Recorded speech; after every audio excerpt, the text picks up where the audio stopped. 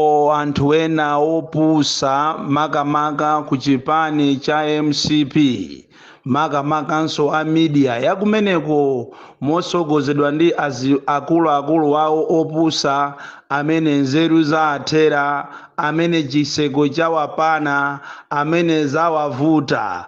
Ili nkhuku kapena ali munthu tikoza kunena kuti nkhukuyo yayikidwa pa drip ya madzi ndipo yasala pang'ono kufa. Ndiye ndi imene zilili ku MCP. Akuona ngati akuti kupanga propaganda yolimbana ndi Boni Kalindo, yolimbana ndi anthu ena otchuka ngati achina Bushiri, anthu ena ngati achina Mbewe, ndiye maprofeti ena otchuka komanso anthu andale pomapanga propaganda akuona ngati ndiye kuti abweza Malawi pa chimene amanga.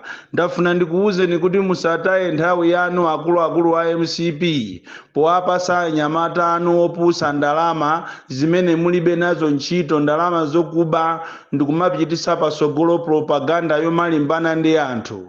Akunena kuti ati akutumiza mavidiyo aine amene kalekalero titakhuta mbwanda amene tinkanena zokhuzana ndi manifesto ya MCP ya UTM tisakuzindikira. Nthawi imeneyo tikudya nyama, chimanga chili chochipa, sopo ali ochipa. Nthawi imeneyo titalozedwa, titatupidwa ndi zinthu, ati akumaponya mavidiyo amenewa ma social media ndi cholinga kuti anthu ayambe kunyasidwa ndi the DC.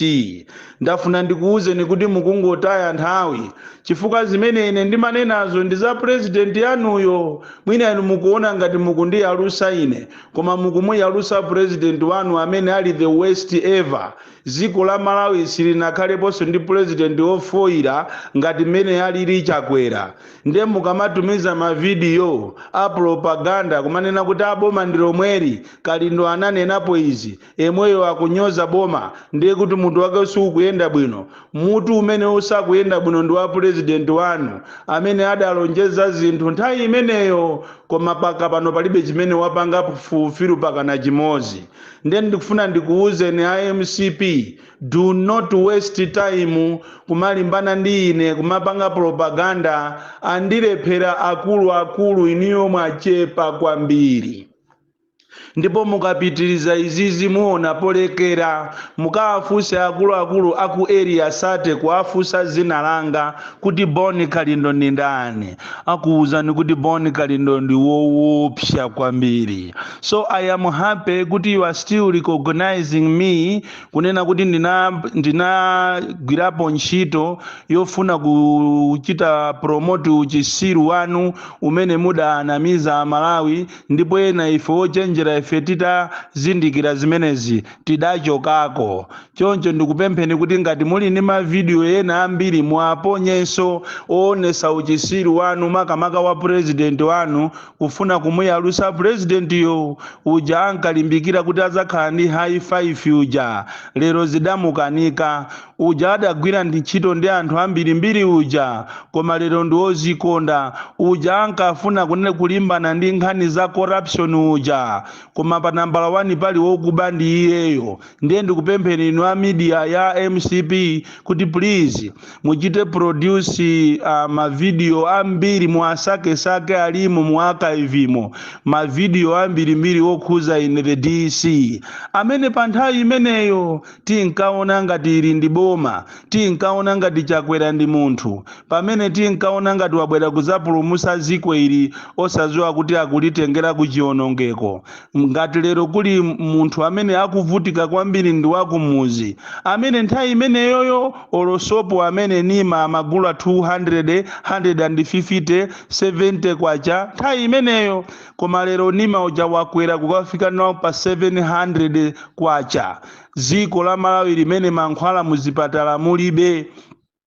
Dziko la Malawi limene asogoleri aja alibe welfare ya anthu chimene akuziwa ndi kuba. Dziko limene ngakhale mafuta a galimoto aja ankapita kumakajambulisa ku nsanje kuti ndi mafuta ngambwi mulibe. Dziko limene likuthandizidwa ndi anthu ochokera kunja, ndipo ifeyo patoka sitingapange china chilichonse like a miracle, sitingapange koma kudalira zopempha basi azatenge anthu ofoira kwambiri a dziko la Malawi.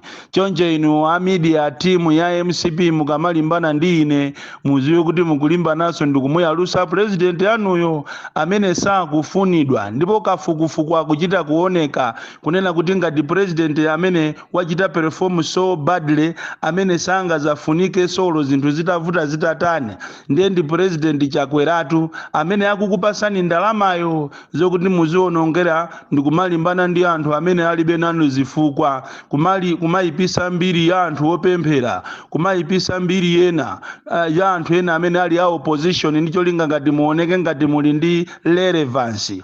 You are wasting time. Minister of Agriculture ndi nduna ina ya information atakhutakhuta madeya awo ataja ija nyama anapita ndikupangisa press conference yowauza anthu kuti Malawi muno muli fetereza opya tikunenatu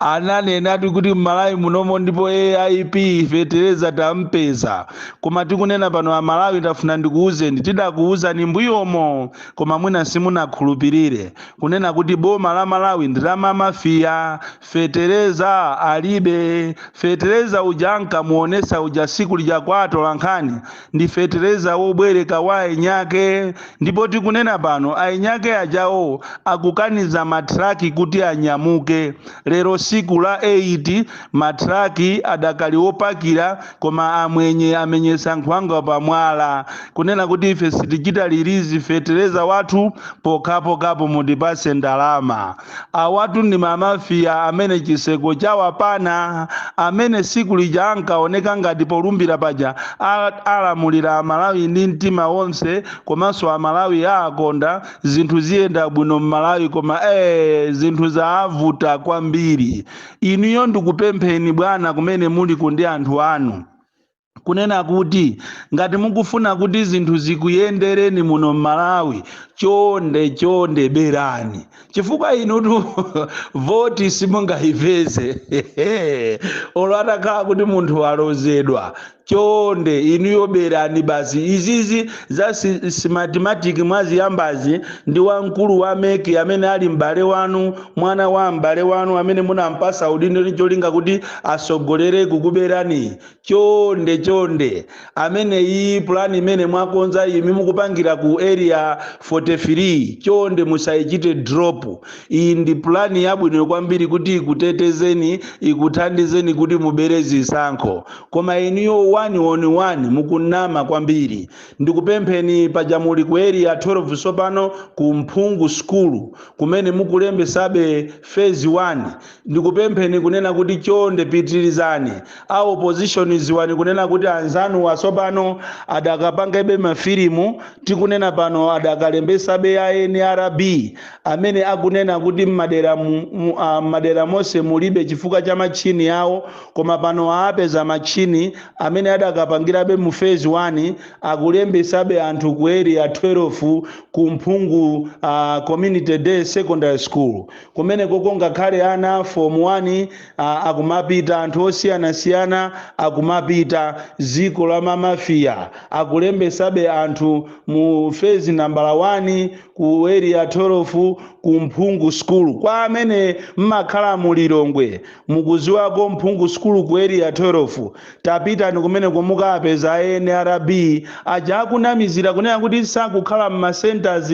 chifukwa cha machini yawo aja akupeza nompata okalembesa anthu mwachinyengo ku area 12. Tikunena pano mukapita ku Nkhata Bay ngakhale anthu akulembesa kumeneko kale lija maboma ena anthu ozindikira amakhala ndi chinkweza mawu kuti anthu aziwe kuti kuli kulembesa zisankho amakhala ni maposta. Mukapita ku Nkhata Bay komanso madera ambiri mukapeza kuti kumenekoko kulibe kolo chinkweza mawu kulibe kolo maposters. Olo mupite ku ma warehouse kumene kuli ma warehouse assistant ameki mukapeza kuti ndi anthu ovutika kwambiri.